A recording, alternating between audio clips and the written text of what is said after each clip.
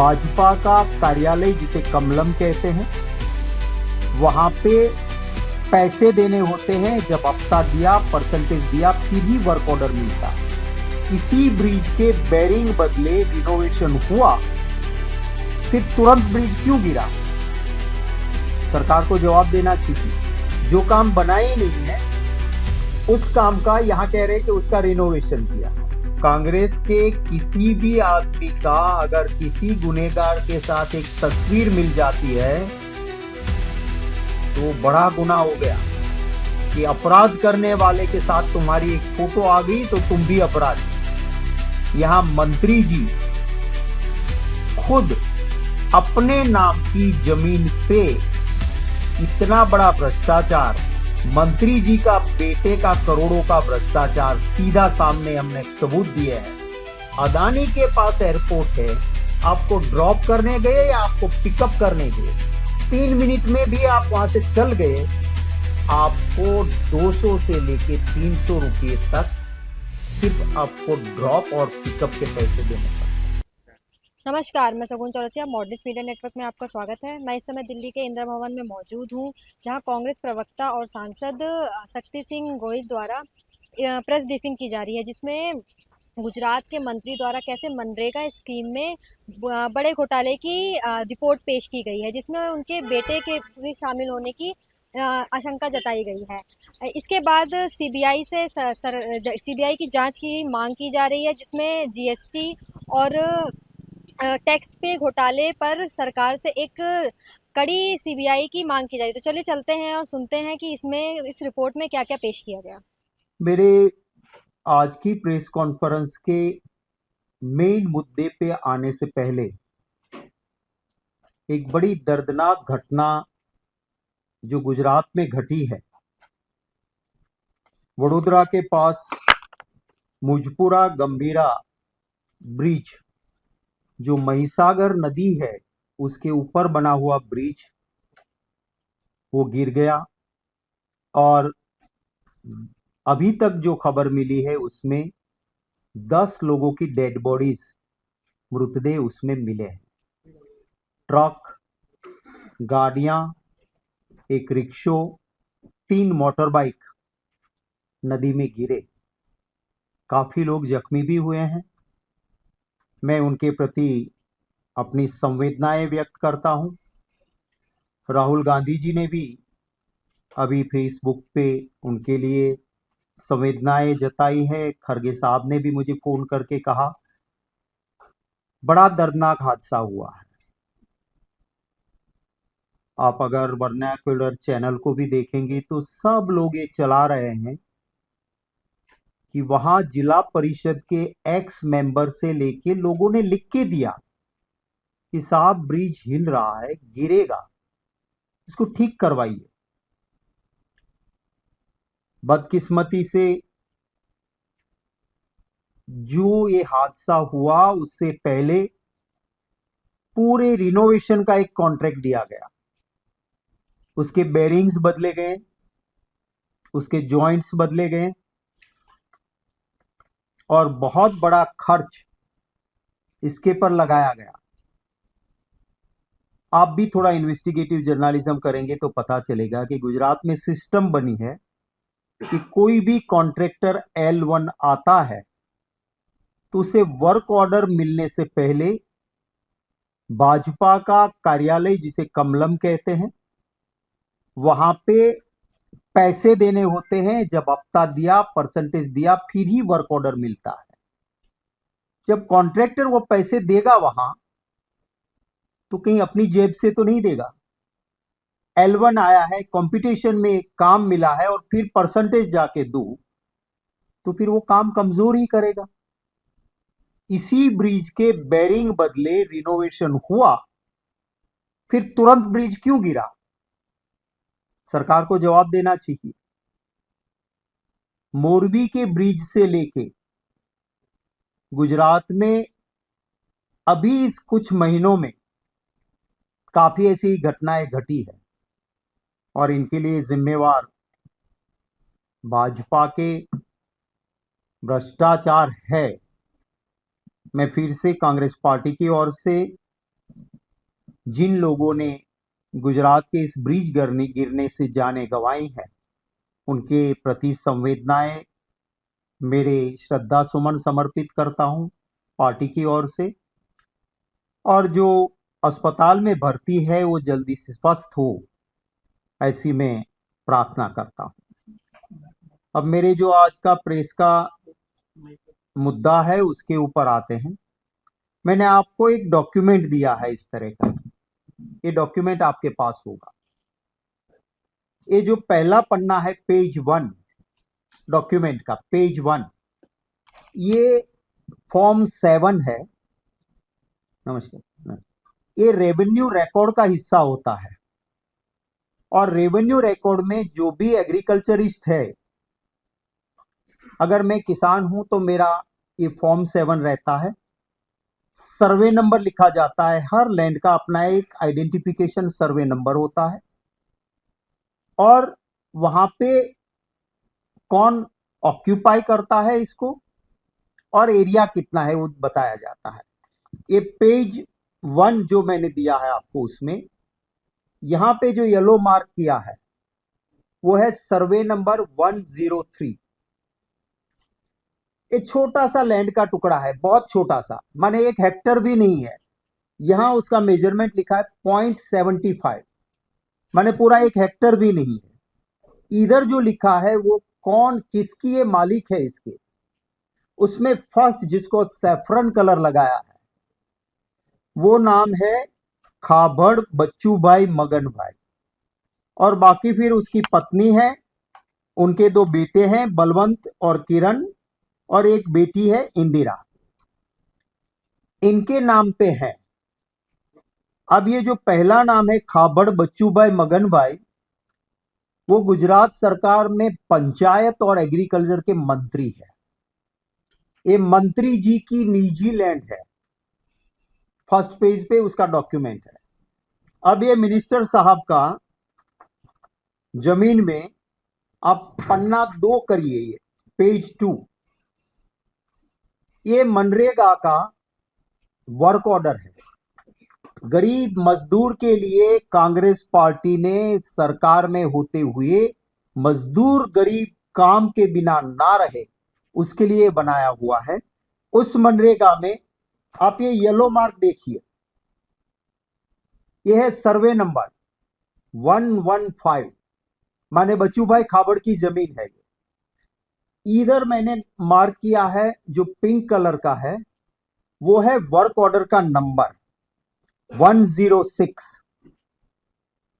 नीचे जो blue mark है उसमें काम की डिटेल दी गई है, construction of diversion storm water drain for community. नीचे पैसे दिए गए हैं, लाखों रुपए किस तरह से पैसे दिए गए हैं उसका डिटेल है। अब आप पन्ना 2 करिए, ये दूसरा वर्क ऑर्डर है, जो वो 06 था, ये 07 है जो पिंक मार्क किया है। सर्वे नंबर येलो मार्क में देखिए, वही सर्वे नंबर 115, फिर से लाखों रुपए का पेमेंट का वर्क ऑर्डर। उसके बाद और इसमें भी काम क्या है, construction of division of storm water. उसके बाद आप नेक्स्ट पेज कीजिए, same survey number 115, work order का नंबर हो गया 09, लाखों रुपये, काम क्या है, construction of division storm water drain for community. उसके बाद का पन्ना देखिए, वर्क ऑर्डर हो गया 108, सर्वे नंबर सेम बच्चू खाबड़ का 115, कंस्ट्रक्शन ऑफ स्ट्रॉम ड्रेनेज। उसके बाद जो पेज नंबर है वो खोलिए आप, अब वहां ड्रेनेज बनी नहीं, हाँ मैंने खुद जाके दिखवा लिया है, वहां ये काम तो हुआ ही नहीं उस जमीन पे। इसके बाद वो उस काम का रिनोवेशन आ गया, जो काम बना ही नहीं है उस काम का यहां कह रहे कि उसका रिनोवेशन किया, उसके लाखों रुपए गए। वो 2021 में हुए रिनोवेशन, फिर रिनोवेशन हुआ दूसरा वर्क ऑर्डर। उसके बाद देखिए फिर रिनोवेशन हुआ उसी जमीन पे, सर्वे नंबर सब में 115 है। ये आप आगे आगे चले जाएंगे तो इसी में जिसमें कैनाल बनाई है उसी के अंदर डैम बना दिया। अब उसी जमीन में पेज 11 पे जाइए आप, कंस्ट्रक्शन ऑफ स्टोन गैनेट बांध फॉर कम्युनिटी, बांध बना दिया, वहां बांध के पैसे ले लिए, मैं कहूंगा। उसके बाद नेक्स्ट पेज, बांध बन गया, कैनाल बन गई, उसी सर्वे नंबर 115 में अब कहते हैं कि लैंड को लेवल करने का पैसा लिया। जहां पानी भरा, अगर आपने बांध बनाया तो उसे लेवल कैसे करोगे? अब बोलते उसमें हमने लेवलिंग काम किया, उसके लाखों रुपये बने। Work order number 142437। उसके बाद का पेज लीजिए, फिर से एक रेवेन्यू सर्वे नंबर आता है जो गुजराती में है। पेज नंबर आपका आएगा 13 नंबर का पन्ना। ये सर्वे नंबर है 97। इसका लैंड का ये हिस्सा है छोटा सा, 1 हेक्टर 45 आरे का है। इधर ओनर लिखे है, जो सैफरन कलर मारा है मैंने, बीजेपी का फेवरेट कलर। उधर देखिए आप, पहला नाम है खाबड़ बेनीबेन मगनभाई विडो, माने जो बच्चू खाबड़ मंत्री है उसकी मां। सेकंड नेम है खाबड़ बच्चूभाई मगनभाई, माने खुद मंत्री जी, और फिर उसके बेटे बेटियों का नाम है। ये इसके तीनों पन्ने रेवेन्यू रिकॉर्ड के हैं। इसमें अजीब बात यह है कि यहां पे पहले बांध बनाया जिसमें पानी भर गया, उसी जमीन में जहां पानी भर गया बांध बनाया, उसी में कुआं खोदा, उसी जमीन को फिर लेवलिंग कर दी, उसी जमीन में जहां बांध बना है पानी भरा है उसमें प्लांटेशन कर दिया और जंगल बना दिया। आप देखिए, लाखों रुपये, और हर वर्क ऑर्डर का मैंने आपको कॉपी दिया है, और ये सिर्फ आपको नमूना दिया है, दिस इज ट्रेलर। असल में ये जो गांव है पीपेरो, जो मंत्री जी का खुद का गांव है, उसका धानपुर एक ब्लॉक है, तालुका हम बोलते हैं, बाकी कहीं जगह पे ब्लॉक बोलते हैं, छोटा ब्लॉक है।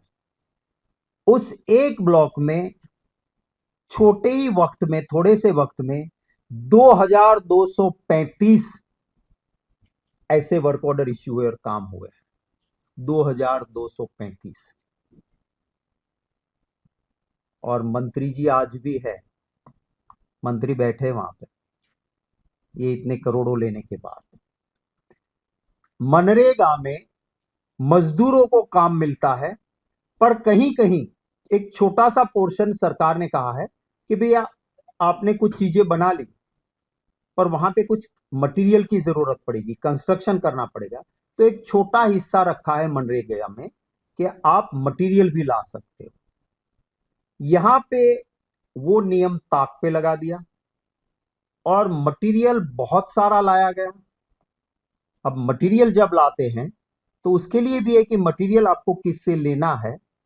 तो मनरेगा में एक प्रावधान है कि आपको एक एडवर्टाइजमेंट देना है, मटेरियल सप्लायर्स अपने बीड भरेंगे, L1 मींस लोएस्ट वन जो होगा उनसे आप मटेरियल खरीदोगे। इस जगह पे, यहां पे टेंडर में भाग न लो तो भी चलेगा, आप L1 नहीं है तो भी चलेगा, आप मंत्री जी के बेटे हो, मटेरियल सप्लाई सिर्फ आपको मिलेगा। श्री राज कंस्ट्रक्शन कंपनी एक बना दी मटेरियल सप्लाई की, उसके प्रोपराइटर ओनर बलवंत भाई बच्चू भाई खाबड़, माने जो बच्चू भाई खाबड़ जो मिनिस्टर है उसका बेटा मटेरियल सप्लाई करेगा। और ये मटेरियल सप्लाई के मैं अगर जेरोक्स लाता तो आप उठा के ले नहीं जा सकते यहां से, इतना पैसा का डिटेल पेपर्स हैं। मैं चाहूंगा कि जरा इसको आपको स्क्रीन पे ही बता दूं और सॉफ्ट कॉपी भेज दूंगा, ताकि आपको बहुत बड़ा बोझ उठा के, भाजपा का भ्रष्टाचार का उठा के ना ले जाना पड़े। ये मनरेगा की वेबसाइट से लिया है। ये सारे काम श्री राज कंस्ट्रक्शन, जिसका प्रोपराइटर है, ओनर है बलवंत बच्चूभाई खाबड़, मंत्री जी का बेटा। आगे चलते जाओ, आगे चलते जाओ, चलते जाओ और चलते जाओ, चलते जाओ, चलते जाओ। ये लाखों रुपये का मटेरियल सप्लाई किया सिर्फ एक ही ब्लॉक में। एक करोड़ों में है ये काम। हर साल क्रोज ऑफ रुपीस का मटेरियल यहां पे सप्लाई किया श्री राज कंस्ट्रक्शन। मंत्री जी के बेटे ने असल में वहां पे एक थोड़ा सा भी मटेरियल नहीं आया है। पैसे लिए, मटेरियल वहां सप्लाई नहीं हुआ। ये सारा एक अफसर अच्छा है, उसने लिख के दिया, क्योंकि उसको लगा कि आज नहीं तो कल मैं भी मरूंगा। उसने लिख के दिया कि साहब इस ब्लॉक में L1 को काम नहीं मिलता है, लोएस्ट वन को। जिसने टेंडर में हिस्सा नहीं है उसको काम मिल जाता है, जो L1 भी नहीं है, और वो है श्री राज कंस्ट्रक्शन। अब मंत्री जी बैठे हैं वहां, जिसे डीजीपी या डीएसपी भी सैल्यूट मारेगा, उसमें जांच कहां से होगी? ये सारे जो पैसे उन्होंने, करोड़ों रुपए हैं मटेरियल के, वो मैं आपको सॉफ्ट कॉपी भी, हार्ड कॉपी ये दी है, सॉफ्ट कॉपी भी मैं आपको पहुंचाऊंगा। अब आपके जरिए देश की जनता तय करे कि अगर खाता नहीं, खाने देता नहीं, तो फिर ये क्या हो रहा है। साफ दिखता है कि करोड़ों से कम खाते नहीं भाजपा वाले, सच बोलने वाले को चैन की रोटी खाने देते नहीं। हम मांग करते हैं कि इमीडिएटली इतना सारा डॉक्यूमेंट्स और प्रूफ है जिसका, उस मंत्री बच्चूभाई खाबड़ को सैक किया जाए, उसको निष्कासित किया जाए, बर्खास्त किया जाए मंत्रिमंडल से। ये पहली मांग है। लोकल एडमिनिस्ट्रेशन कुछ नहीं कर पाएगा, क्योंकि भाजपा की वहां सरकार और मिलीभगत है, सब में भाग बटाई चलती है। ये जो वर्क ऑर्डर निकालते हैं, वो दो लड़के हैं जिसकी सैलरी है 10,000 रुपये। 10,000 की सैलरी में वो काम करते हैं, और लाखों रुपयों की गाड़ी और करोड़ों के बंगले में वो रहते हैं। वो मंत्री जी के रिश्तेदार है, और उसको ये वर्क ऑर्डर निकालने का जो काम पे उनको वहां लगाया है, जिसे सिर्फ कंप्यूटर में एंट्री करना है। वो कंप्यूटर में उधर एंट्री करते रहते हैं। आजकल वो नोटिस भी हमने सारा ही एडमिनिस्ट्रेशन को भी प्रेस करने से पहले दिया था।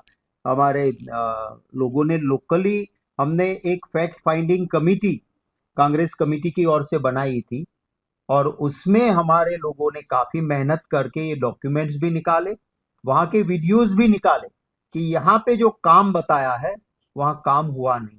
जहां मटेरियल लाखों का गया, हमारी फैक्ट फाइंडिंग कमिटी उस जगह पे गई, उन्होंने वीडियो बनाए कि साहब यहाँ तो काम हुआ ही नहीं है। जब ये सब कुछ सामने रखा, तो उसके बाद में एक अधिकारी ने कंप्लेन लिख के भेजा कि उसको लगा कि मैं भी जेल जाऊंगा। उसमें ये सारी चीजें लिखी है।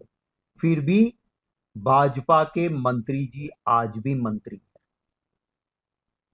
अच्छा, अगर करोड़ों रुपए का ये जब आप देते हो, तो उसके साथ साथ आपको जीएसटी भरना पड़ता है, क्योंकि आप मटेरियल सप्लाई कर रहे हो। मैंने इसकी वेबसाइट पे जाके देखा, मनरेगा से लिए हुए करोड़ों रुपए और सामने जीएसटी पे नहीं किया हुआ। जीएसटी का नंबर बच्चूभाई खाबड़ के बेटे ने, राज कंस्ट्रक्शन ने लिया हुआ है। ये जो दो कंप्यूटर एंट्री करते हैं, राठवा रमेश भाई एस, उसे टीडीओ ने एक नोटिस भेजा है कि आप आके मिलिए, ये क्या हो रहा है, हमारे सब डॉक्यूमेंट्स देने के बाद। दूसरा जो है वो कंप्यूटर एंट्री वाला पटेल राजेश कुमार सी, MIS, वो कॉन्ट्रैक्ट बेस पे उसको नौकरी देते हैं, वो उनको भी नोटिस भेजा गया है, पर हुआ नहीं है कुछ भी।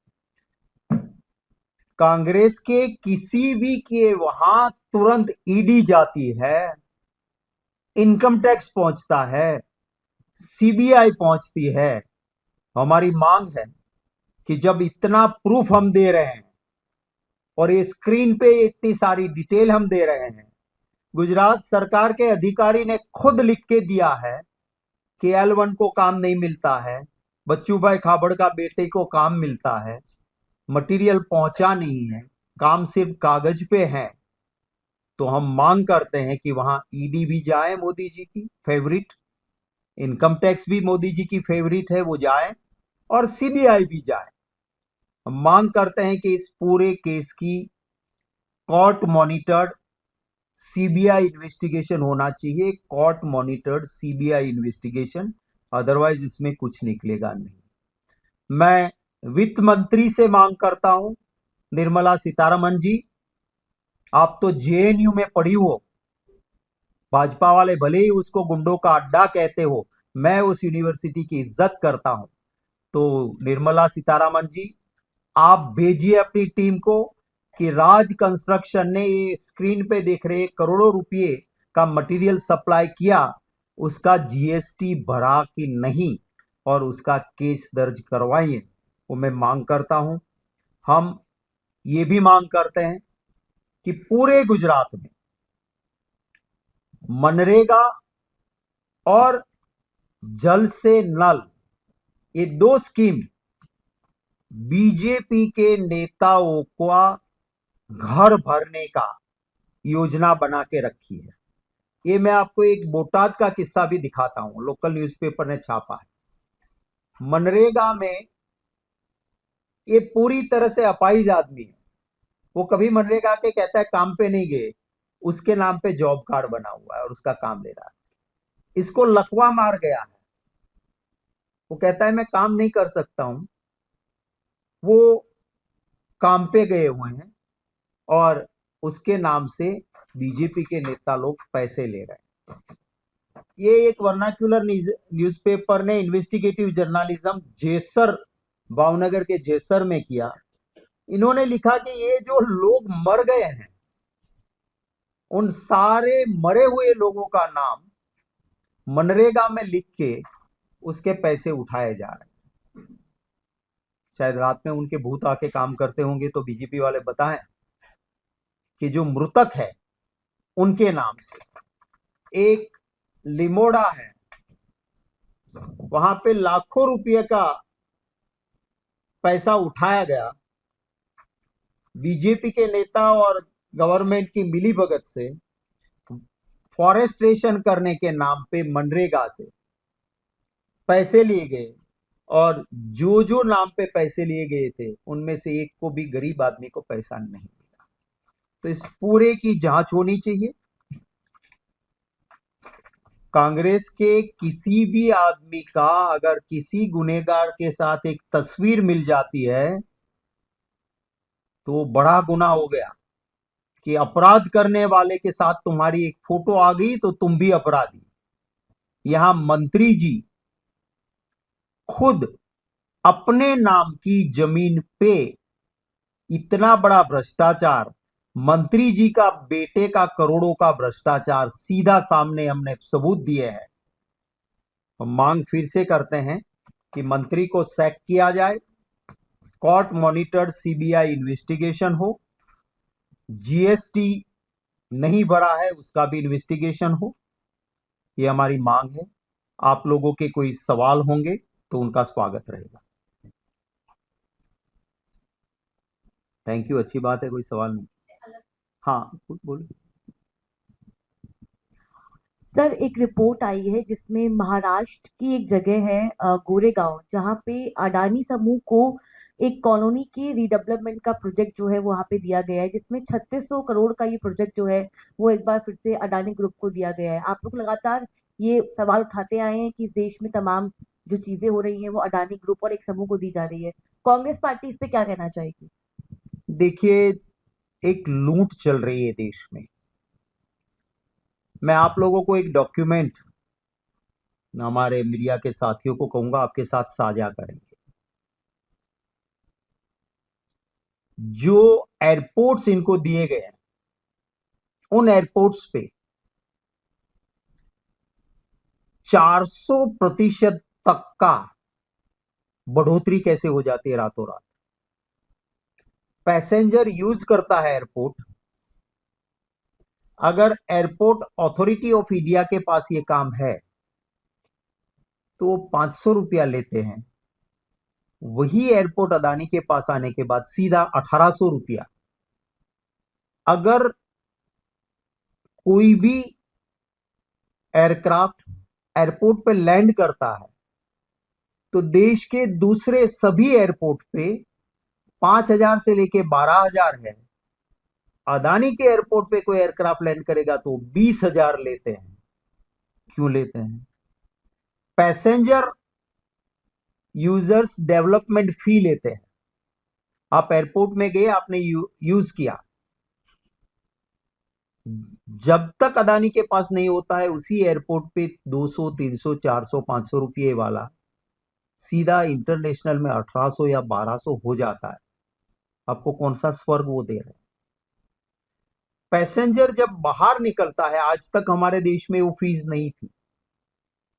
सिर्फ इनको फायदा करने के लिए आप लैंड किया एयरपोर्ट, चलो आप गए, तब तो आप 1 घंटे पहले गए, आपने एयरपोर्ट यूज किया, तो थोड़ा बहुत जो भी आप दे रहे हो ठीक है। आप आ रहे हो वापिस, अपना सामान उठा के चले जाओगे, उसमें भी माने आप अराइवल पे भी यूजर्स डेवलपमेंट फी आपके ऊपर लग रही है, और ये सिर्फ अदानी के फायदे के लिए हो रहा है। आज कहीं पर एयरपोर्ट पे आपको ड्रॉप करने के लिए टैक्सी जाती है। आप कलकत्ता चले जाओ तो एयरपोर्ट अथॉरिटी ऑफ इंडिया का है, आपको टैक्सी ड्रॉप करने गई या उबर ओला आपको ड्रॉप करने के लिए गई, आप गाड़ी में से उतर गए, गाड़ी निकल गई, उससे पैसा नहीं लिया जाता। टाइमिंग उसमें लिखा जाता है कि भाई अगर आप इधर से एंटर हुए और 10 मिनट के अंदर आप बाहर, 15 मिनट में अगर आप निकल रहे हो तो आपसे पैसा नहीं लिया जाता। अदानी के पास एयरपोर्ट है, आपको ड्रॉप करने गए या आपको पिकअप करने गए, 3 मिनट में भी आप वहां से चल गए, आपको 200 से लेके 300 रुपये तक सिर्फ आपको ड्रॉप और पिकअप के पैसे देने पड़ते हैं। कहीं पे ऐसा नहीं है। तो ये जो आप महाराष्ट्र का मुद्दा उठा रहे हो, मैं मानता हूं इस देश की जनता को, हम इंडस्ट्रियलिस्ट के खिलाफ नहीं है। मैं खुद मानता हूं कि इंडस्ट्रीज आनी चाहिए, उद्योग आने चाहिए, उसके खिलाफ कांग्रेस पार्टी नहीं है, हम नहीं है। लेकिन आप मोनोपोलाइज एक आदमी को लूट करने की छूट दे दो, उसके लिए कोई कंपटीशन ही ना हो। मेरे पास एक चार्ट है, बंबई का एयरपोर्ट प्राइवेटाइजेशन जीवीके के पास था, जीवीके क्या चार्जेस लेता था और अदानी के पास आने के बाद क्या चार्जेस ले रहे हैं, उसका पूरा चार्ट मैं आपको दूंगा। तो ये हमें कोई पर्सनली, हमारी तो आइडियोलॉजी की लड़ाई है, कोई उद्योगपति हमारा दुश्मन, उससे लड़ना हमारा काम नहीं है। पर कोई भी अगर देश को लूट रहा है और शासक पक्ष में बैठे हुए लोग जैसे उनको छूट दे देते हैं, तो हमारा धर्म बनता है कि उस मुद्दे को उठाएं जिसको हम उठा रहे हैं। कोई साहब, हाँ जी। मेरा सवाल बिहार से जुड़ा हुआ है। चक्का जाम था आज, और जिस तरीके से ये प्रदर्शन हुआ है, इसको लेकर एनडीए नेताओं ने आरोप लगाए हैं कि कल सुनवाई होनी है सुप्रीम कोर्ट में, इससे पहले अदालत पर दबाव बनाने के लिए प्रदर्शन किया गया है। देखिए, जनता की अदालत सबसे बड़ी अदालत होती है। लोकतंत्र में चुनाव पारदर्शी होना चाहिए। चुनाव में आज तक हमारे देश में मोदी जी के आने से पहले जो भी इलेक्शन कमीशन बैठता था, उसके ऊपर कोई शक की निगाह नहीं होती थी, वो शक से परे होते थे। क्यों? क्योंकि leader of opposition, prime minister और चीफ जस्टिस ऑफ इंडिया, ये 3 लोगों का कॉलेजियम होता था। एक चीफ जस्टिस ऑफ इंडिया बैठते थे, 2 अलग अलग पार्टी के लोग बैठते थे, और फिर चयन होता था।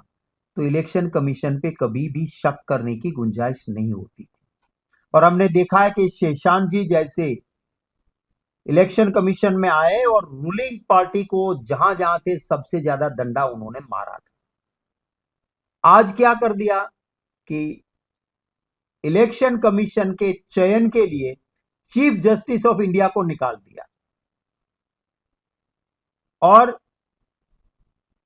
प्राइम मिनिस्टर के साथ होम मिनिस्टर, एक ही सिक्के के दोनों पहलू, दोनों आ गए साथ में, बहुमत हो गया उनका।